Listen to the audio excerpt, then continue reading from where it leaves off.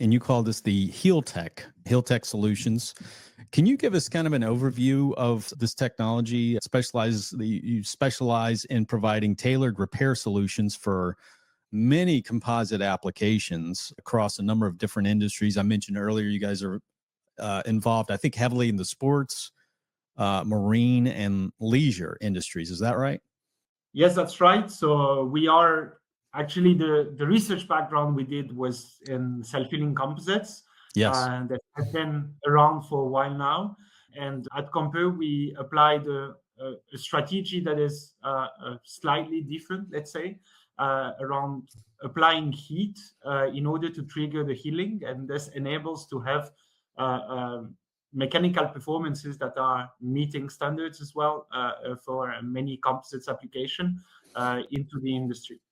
And so that's really the basis of what we do, is to globally bring the repairability to composites application intrinsically into the part. And what we do at CompPair's is that we are a materials provider out of pre-preg materials, or also we have system for liquid composite molding, and we provide those semi-products that are sold under our brand name HealTech to part manufacturers and OEMs for them to manufacture the composite parts that you have typically into the screen on sports and leisure, but also aeronautical and mobility. And what is important to keep in mind is really what we, at CompPair's, we believe in lifetime extension through the repair in order to reduce waste. And we are really here on a mission to solve economic and ecological challenges of industrial applications, specifically for sporting goods, aeronautical, aerospace, mobility applications, with a vision at CompPair's to bring full circularity to the composites industry. Yeah, and we're going to talk about one unique application regarding your collaboration with, is it Composites Recycling? Tell us a little bit about that collaboration, if you would. Yeah, sure. So this goes fully in line as well with our vision. CompPair's is really focusing on the really reuse aspect of composites and being able to prolong the lifetime and to reuse parts thanks to the repair. But it's true that to have the maximum impact, you need as well to focus on the reduce aspect, and already at production, reducing as well the impact of composites, but also at the end of life, because recycling will come at one point, or the end of life will come at one point, being able to recycle.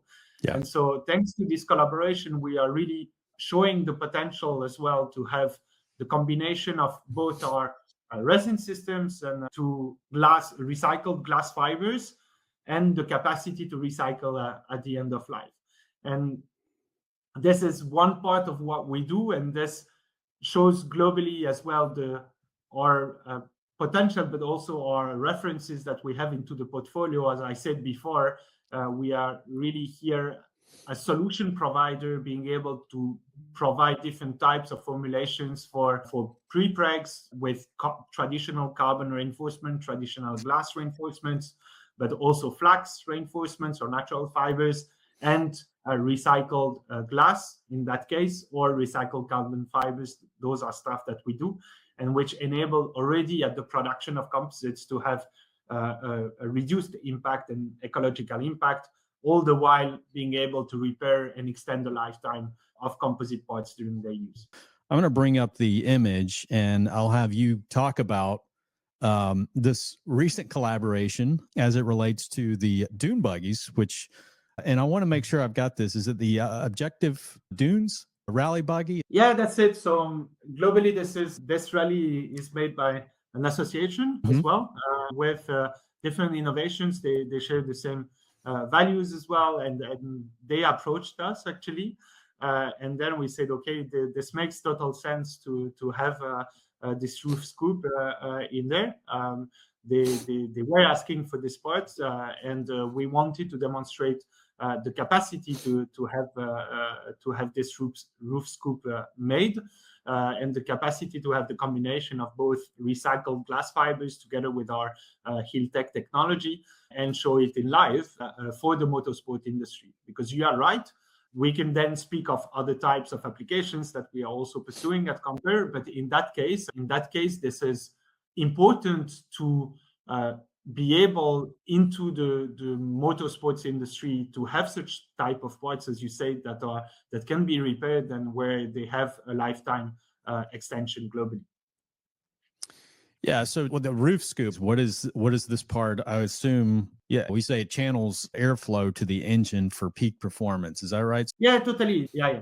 It's at the top, and this is, as you said, the purpose of this part is to have the airflow into there, and this was for us a really good case to be able to implement those fibers together with our HealTech technology.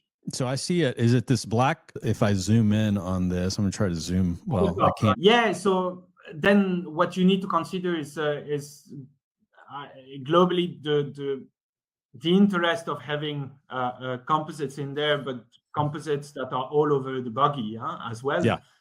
And we applied this only on this part in there, but this could be applied at many different places as well.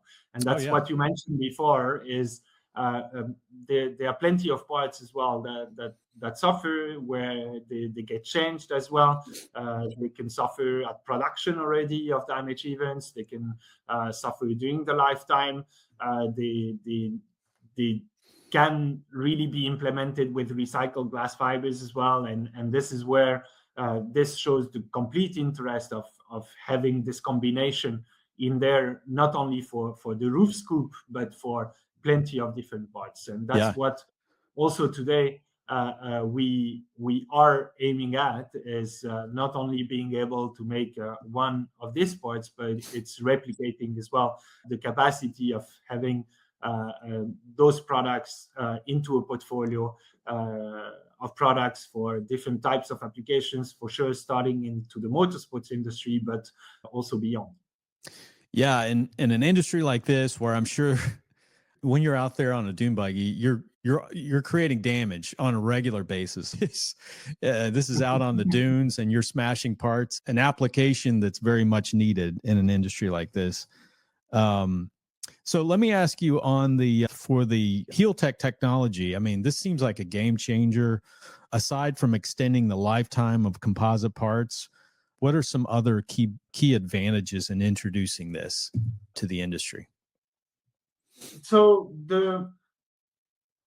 if you look today at the industry, they are the damage problem is quite huge, and the MRO market is quite important. And traditionally, what we do for composites when we see a small impact damage, a small delamination, we know that this is a weak point into the composite part, and either we decide to live with it and to let it grow, which will reduce globally the lifetime of the part, or we start to repair because this is a critical application for the life of, for example, people into mobility applications, and we need to repair it, which takes quite a lot of time.